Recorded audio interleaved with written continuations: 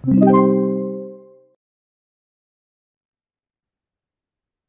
situation 20.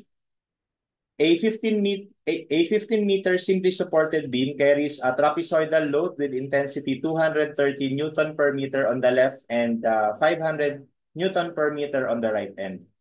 Calculate the maximum shear, find the distance of the maximum moment, and calculate the maximum moment. Okay, so ano lang siya, no? Trapezoidal loading, no? So meron tayong beam,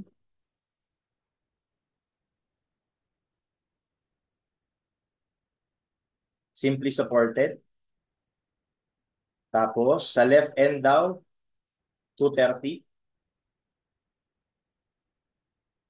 Tapos sa right end, 500. Ayan, sa trapezoidal loading.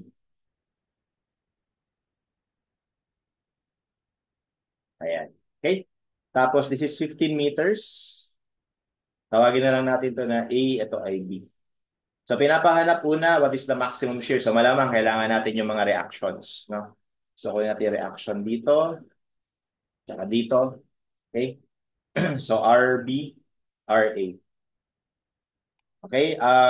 Alright, so sa pagmo-moment, mas maganda hatiin natin to. So normally, ginahati siya sa into rectangle, tapos yung ibabaw triangle. No? Pwede yun. Pwede rin naman dalawang triangle. Okay? Pwedeng ganito yung hati, or pwedeng ganito yung hati. Okay? So, para lang, kasi nasanay tayo, ganito lagi yung mga hati sa libro, di ba? Saka sa mga discuss, sa mga lecture. Ako, ibayin natin, no? Gawin natin na ganito yung hati. Okay, so ito yung isang bali dalawang triangular load, no? Ito yung una, ito yung pangalawa. Okay? So, well, itong una, magkakaroon siya ng resultant dito, no? So, tawagin kong F1, tapos dito naman, meron ditong resultant, F2. Okay? Tapos yung F1 is syempre area ng triangle, at di 1/2 base times height. Okay? Tapos yung F2 naman, ganoon din, area ng triangle, 1/2 base, tapos yung height, 500. Okay? So, ngayon, pag nag-moment tayo sa A, at kailangan mo itong distance na to, di ba? So, pansinin nyo maigat, triangle lang yan. So, ibig sabihin, ito ay 1/3 lang ng 15. Okay, tapos kailangan din natin to pag nag-moment tayo sa A.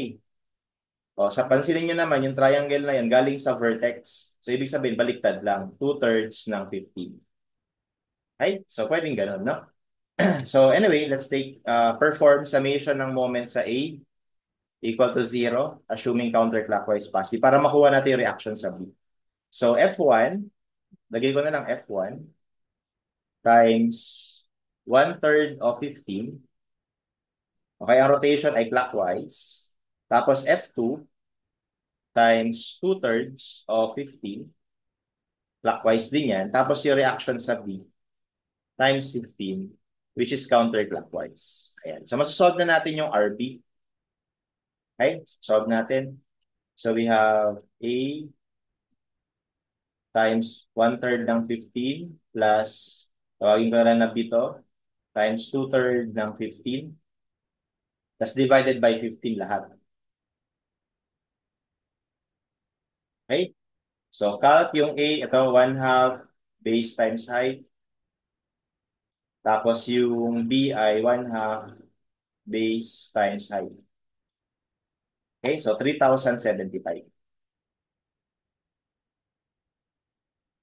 Newton ito, no? Kung gusto mo kilonewton, edi 3.075 kilonewtons. Okay? Next, ano naman yung reaction sa A? So, yung para sa reaction sa A, we can now calculate that.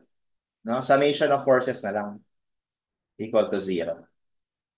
Okay? So, that is simply, yung nasakuha natin na sagot, minus yung F1, minus yung F1 tsaka F2. Okay? So, this is 2,400.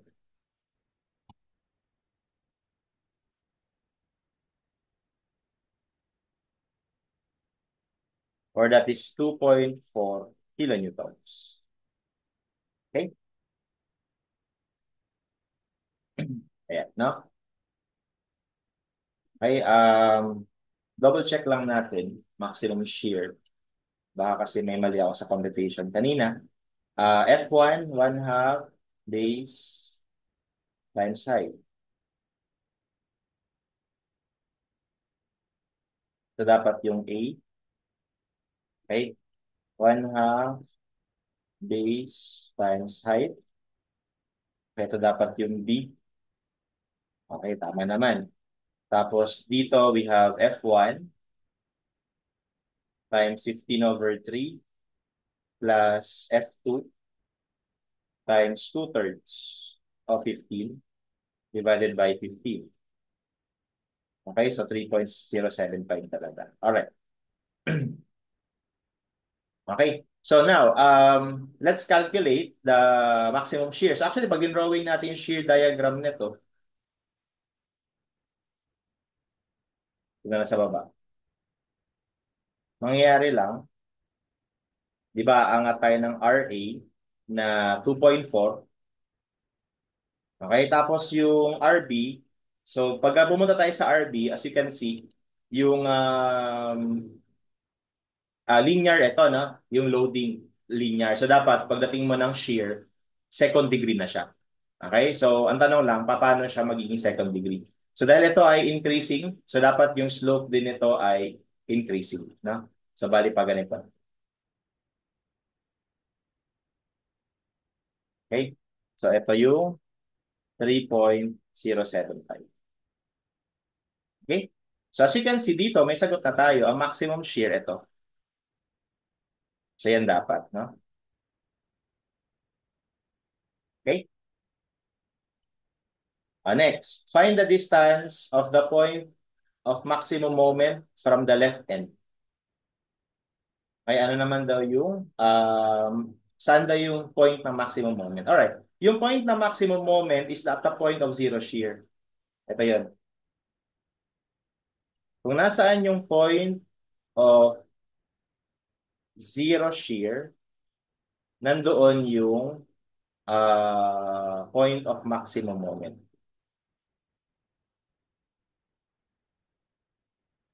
Okay? So hanapin lang natin yan. Pero hindi natin gagamitin itong diagram. Mas mahirap kasi yan pag yun yung ginawa natin. Baka kasi isipin nyo mag-square property of parabola. Pwede naman, kaya lang I just want to take note na hindi ito vertex ng parabola ha. Kasi ang vertex ng parabola, kailangan yung slope doon zero. Eh di ba dahil ito ay nakatapat dito, so ibig sabihin, kung ano yung load dito, yun yung slope nitong point na to. At kung titingnan nyo, ang load natin hindi naman zero. So, ibig sabihin, hindi ito yung vertex. Okay? Kaya hindi natin pwedeng gamitin yung square property of parabola. So, what I would do instead is I will just cut, no? Dito. And then, I will apply method of section. Isolate lang natin left or right. And then, hanapin natin yung point of zero shear. Okay? So, cut natin. Kumbaga, kunwari, ito yung nangyaring pag-cut.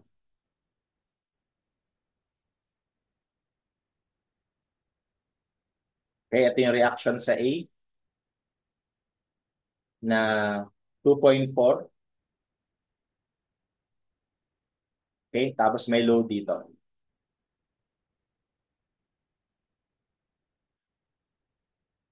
Okay? Alright, tapos ito ay tawagin natin na X. Okay, tapos dapat yung shear dito, 0. Tapos nandyan yung maximum moment. Okay? So ito ay 230. Ito hindi pa natin alam, pero pwede nating ma-solve no, using ratio and proportion. Okay? So, if I would do ratio and proportion, di ba originally meron ditong ano eh. Again, pwede yung ganito ha. Ganito. Sorry. Pwede yung ganito. Rectangle, tapos triangle. Okay, so dito makukuha mo yung height na yan, no? Tapos magre-ratio proportion ka dito. Okay? So, pwedeng ganun yung gawin, no? Pero ako, ang gagawin ko, ito na lang. Tapos, meron ka ditong certain length, no? Okay? Pero I think mas mahirap pala. So, dito na lang. Ito na lang ulit. Okay? So if I will redraw yung trapezoid, ganito itsura niya.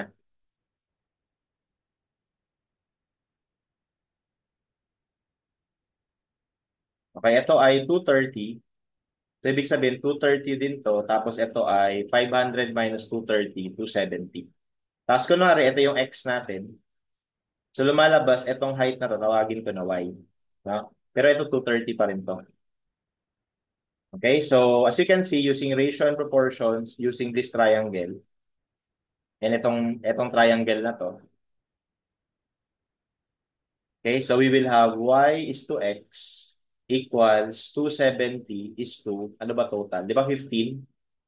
15 ito eh. Okay, so 270 is to 15. So therefore, we can solve for y in terms of x. So 18x. Ayan. Okay? So ibig sabihin, yung ano na to, itong intensity na to would be 230 plus 18x. Okay?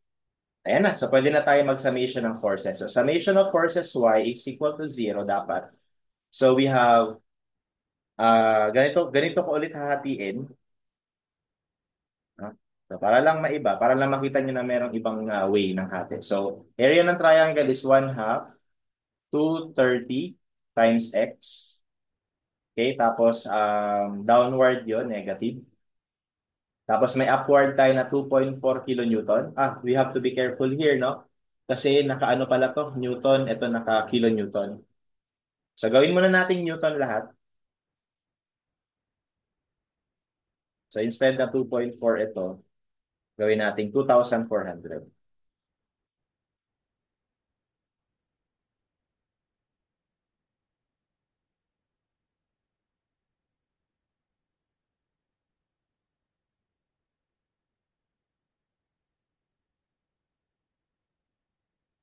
Okay, and then, ito naman yung triangle na to. So 1/2, downward yan, 1/2, hindi yata kakasya.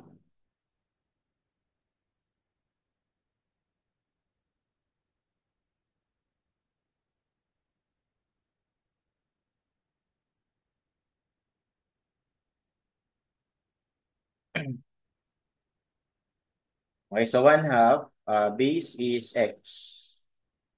And then height is 230 plus 18x. Okay? And then, that's it, no? Tapos, 0 yung shear. So, all equal to 0. And then dito, solve lang natin yung x. So, we have 230 or 1/2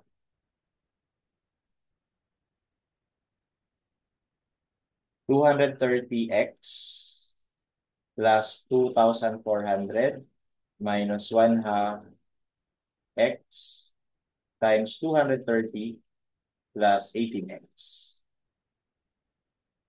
equals 0. Okay, so that gives us an x equal to 7.957 or 7.96 meters. Okay, so nandyan yung point of zero shear. Yan din yung location natin ng maximum moment.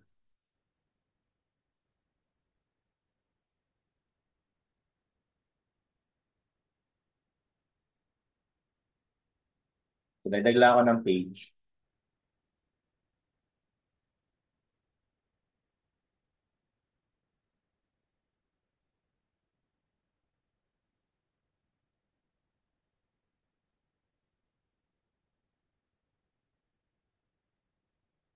Okay?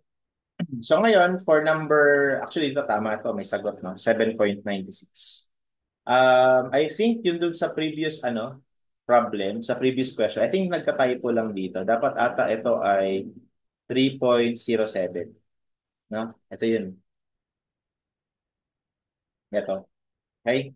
So anyway, typo error lang yan. So number 60, calculate the maximum moment. So ito na, computin na natin maximum. So ito, ituloy na lang natin to, no? So mag-moment naman tayo dito sa point na to. Tawagin ko na point O. Okay? So let's take summation of moment at point O. Assuming counterclockwise positive. So we have RA Ang moment arm is yung x, no? Ito yung value ng x, 7.96. Tapos, ang rotation ay clockwise. And then, ito naman, itong triangle na to. Okay, ang moment arm niyan ay nasa 2/3 ng x. Kasi ano siya eh, nasa vertex to eh, di ba? So, we have 1/2 times 230. And then, yung length is yung x. Okay? Tapos, yung moment arm is 2/3 of x. Ang rotation niya ay counterclockwise. Okay? And then finally, so computin na lang muna natin to. So, 230 plus 18x. So, that's 373.20. Restore natin sa 8.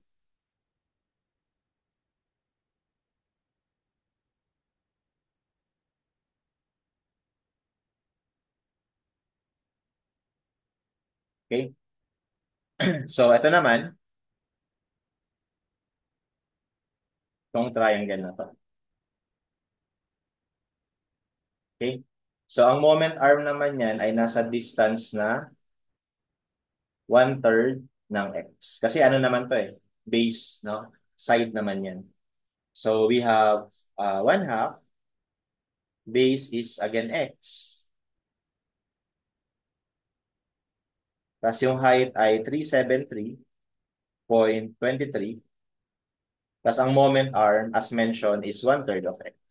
Ang rotation nito is counterclockwise. Okay? And that's it, no? Tapos, plus moment m max equal to 0. So we can now solve for m max. Okay, sige. Negative 2,400 x plus 1/2 ng 230 times x times 2/3 of x. Tama ba? Plus 1/2 ng x times yung 370 na nasa A times 1/3 of x. Okay, so this gives me negative 10,304. Negative kasi ano, ina-transpose pa natin sa kabila yan. Kaya magpa-positive din yan. So 10,304. 10,304 Newton meter to. Kung gusto mo kilonewton meter, edi ano lang, 10.30 ano ba? 10.30 kilonewton meter. So that is your maximum moment. So letter D. Okay, so that's it for this problem.